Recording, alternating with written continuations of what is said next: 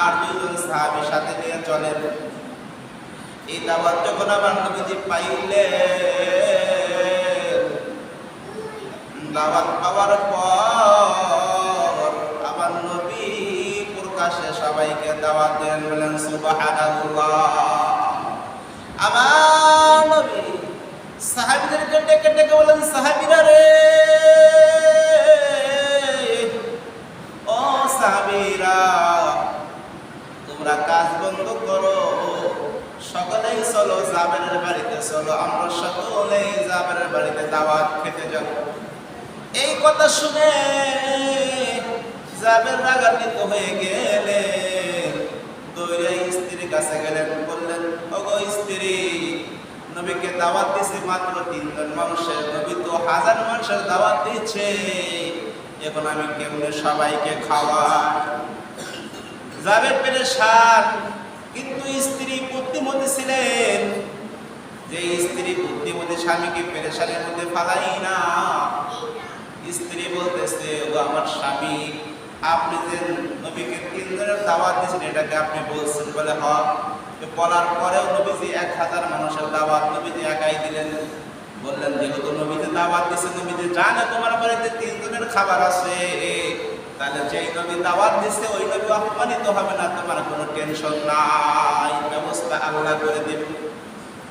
এবার জাবের বললেন, হুজুর চলেন আমার বাড়িতে চলেন। আমার নবী জাবেরের চেহারা থেকে দেখলেন জাবের পেরেশানি মধ্যে পড়ছে। আমার নবী বলে, জাবের রে, বুঝতে পারে যে তুমি পেরেশানির মধ্যে আছো, এ জাবের যাও যাও, তুমি বাড়িতে চলে যাও, তোমার স্ত্রী এই পাতিলে রুটি বানাইবে, ওই রুটিটা যেন ডাকনা দিয়ে ঢেকে রাখে, আর যেই গোস্ত রান্না করবে ওই গোস্ত ঢেকে রাখে, আমি রাহমাতাল লিল আলামিন নিজ হাতে সবাইকে খাওয়াবো। বলেন সুবহানাল্লাহ। এবার জাবের তার স্ত্রীকে বললেন, স্ত্রী গো, এই খাবার ডেকে রাখো, আমার নবী সবাইকে খাওয়াইবেন। এবার 1000 সাহাবী নিয়ে, শত শত সাহাবী নিয়ে জাবেরের বাড়িতে উপস্থিত। জাবেরের স্ত্রী রুটি বানাইছে মাত্র 3 জনের। আমার নবীজি 10 জন করে সকল সাহাবীদেরকে রুটি দিচ্ছে, গোশত দিচ্ছে। এইভাবে 1 জন না, 2 জন না, 1000 সাহাবীকে রুটি খাওয়াইছে, গোশত খাওয়াইছে। তারপরে গোশত আর রুটি শেষ হয় নাই। বলেন সুবহানাল্লাহ। মুসলমান ভাইরা আমার, কেন শেষ হয় নাই? আর এটা আমার আল্লাহ তাআলা নবীকে মুআজিজা দান করছে। নবীদের মুআজিজা হাতের বরকতের কারণে 3 জন মানুষের খাবার 1000 মানুষে খাইতে পারে। বলেন সুবহানাল্লাহ। কেন খাইবে না?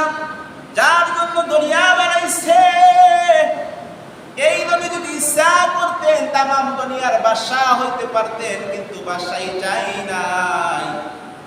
সাহাবীদের কষ্ট দেখে এই নবীজির মুআজিজা হিসেবে সবাইকে খাবার খাওয়াইছে। খাবার শেষে আমার নবীজি বললেন, জাবের গো, আরো কিছু খাবার আছে, প্রতিবেশীদেরকে দাও এবং তোমরাও খাও। জাবের বর্ণনা করেন, আমি আমার প্রতিবেশীদেরকে দেওয়ার পরেও আমি আমার বাড়ির ভিতরে যখন খাবারগুলো দেখি, আমার স্ত্রী যতটুকু পরিমাণ খাবার রান্না করছিল ততটুকু পরিমাণ খাবার আছে, কিন্তু মাত্র কমে নাই। বলেন সুবহানাল্লাহ। আমার নবী বরকত, সাহাবীদের কষ্ট দেখে নিজেও খায় নাই, আবার নিজে খাইলে সবাইকে নিয়ে খাইছে। নবীজির বরকত, নবীজির বরকত কেমন? আমার নবী হযরত আবু বকরকে সঙ্গে নিয়ে মক্কায় ঘুরতেছে। ঘুরতে ঘুরতে ক্ষুধা লেগে গেছে। ক্ষুধা লাগার পরে এদিকে ওদিকে তাকায়, আর খাদ্য পায় না। প্রচন্ড ক্ষুধা লাগছে, এখন খাদ্য কই পাবে? দূরে তাকায় দেখে এক রাখাল বকরি চালাইতেছে। সেই রাখাল বকরি চালাচ্ছে। নবীজি বললেন, ও আবু বকর, চলো ওই বকরি রাখালের কাছে আমরা যাই। আবু বকরকে সঙ্গে নিয়ে ওই রাখালের কাছে গেলেন। রাখালের কাছে যাওয়ার পরে আমার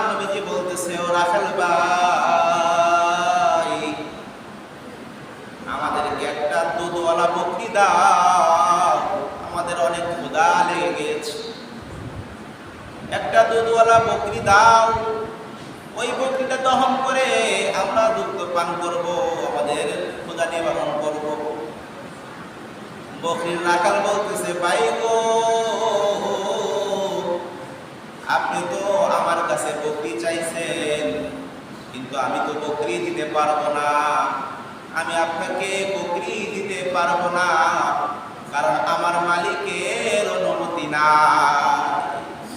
আমার নবীকে ওই রাখাল বললেন, আমার মালিকের অনুমতি নাই, আমি আপনাকে দুধওয়ালা বকরি দিতে পারবো না, দুধওয়ালা বকরি দিলে আমাদের খেয়ানত হবে, আমি আপনাকে বকরি দিতে পারবো না।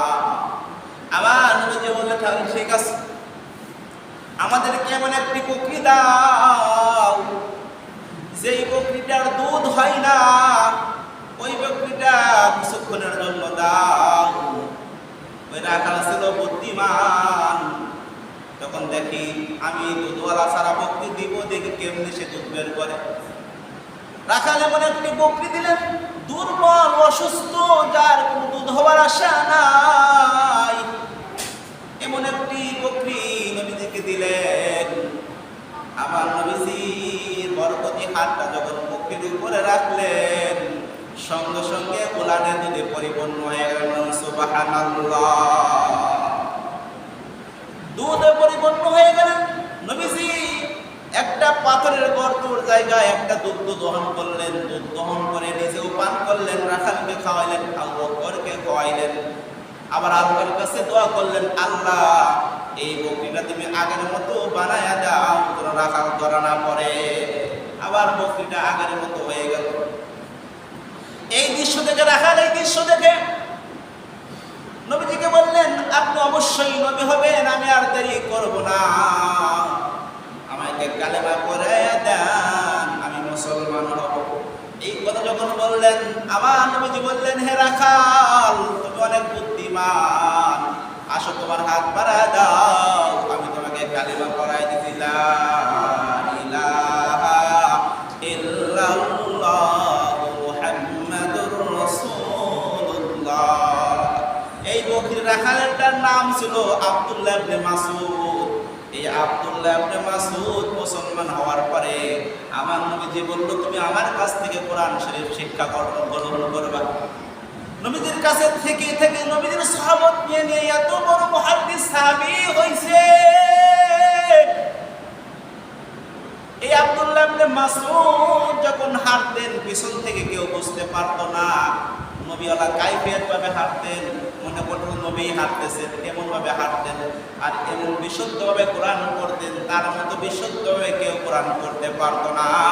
আমার নবী যে বলছেন, যদি কেউ সহিহ শুদ্ধভাবে কোরআন শরীফ শিক্ষা করতে চাও, তাহলে আব্দুল্লাহ ইবনে মাসউদের কাছ থেকে শিক্ষা অর্জন কইরো।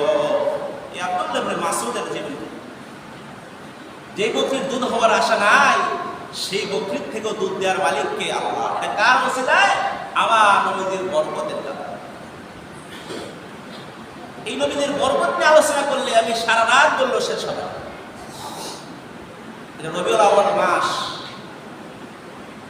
মদিনায় একটা কূপের নাম আছে বীরের শিফা।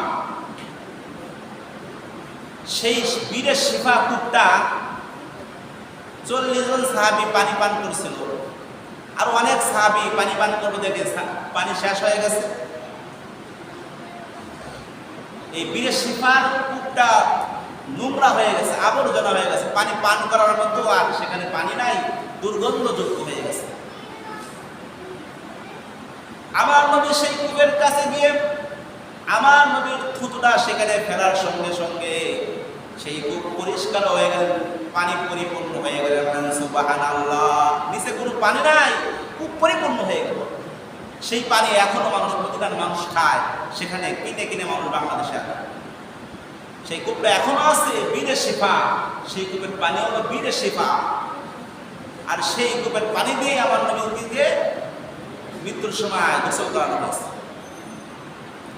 আমার নবী যেখানেই বরকতে হাত লাগছে সেখানেই বরকত হয়েছে। আমার নবীজির যে গাম আছে, সাহাবা ইকরাম বলেন আমরা নবীজির গাম ব্যবহার করতাম আতরের থেকে মেশক আমরার থেকে সুগ্রাম। এই নবী যখন আগমন করে